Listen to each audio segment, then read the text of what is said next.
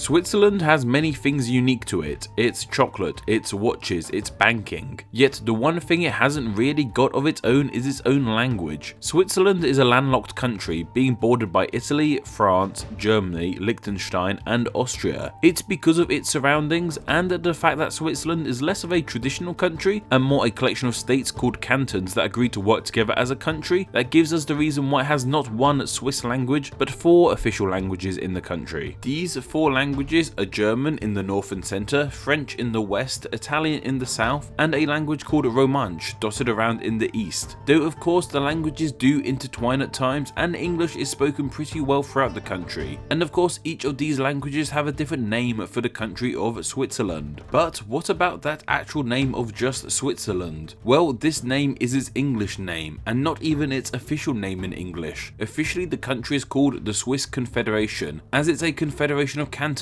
remember? Like many country names that end with land, the first part of the name refers to the people who live in the land. However, today the natives of Switzerland are called the Swiss. So why isn't the country called Swissland? Well, this is because Switzer was the name for the people of the land in the past, before Swiss became more popular, coming from the French Suisse, but more on that later. The people of the land were originally called the Switzer after one of the founding cantons of the country, Schweiz. Also, the coat of arms of the canton of Schweiz is where the flag of the country as a whole comes from. So where does just this name of Schweiz come from? Unfortunately, we aren't too sure or have a clear answer to this. One idea is that it comes from the verb Suedan of Old High German origin, which means to burn, in relation to the slash and burn technique for clearing woodland to make it habitable, which could have taken place in the founding of the land of Schweiz. One idea for the name even delves into Swiss folklore, with the legend being that the Schweiz comes from the name of the legendary founder of the land, Suit, who killed his own brother in combat to claim dominance over the land.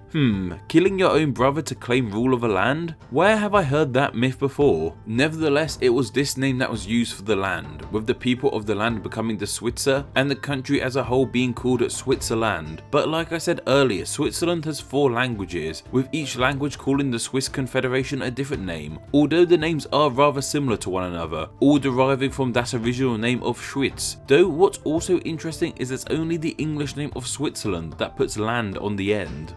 The official German name is Schweizerische Eigenossenschaft, shortened to just Schweiz. In French, this is Confédération Suisse, shortened to just Suisse. In Italian, it's Confédération SVIZZERA, shortened to just SVIZRA. And in Romansh, it's Confédération Suisse, shortened to just SVIZRA. Blimey.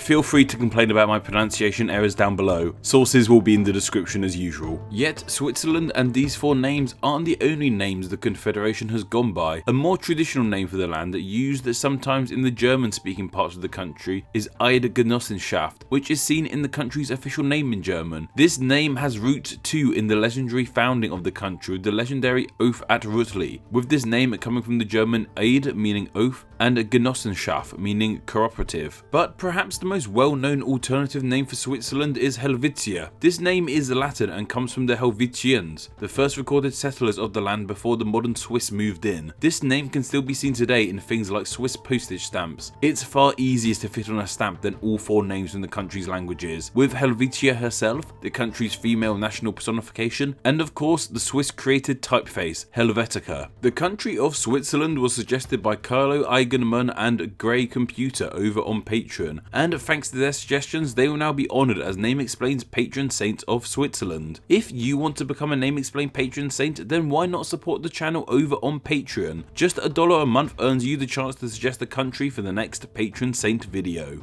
And of course, thank you to all my patrons. These extra Tuesday videos wouldn't exist without the support of you guys. So if you enjoy these videos and want to be a greater part of our Name Explain community, then why not support the channel? Just $2 a month gets your name here with all these awesome people. Thank you.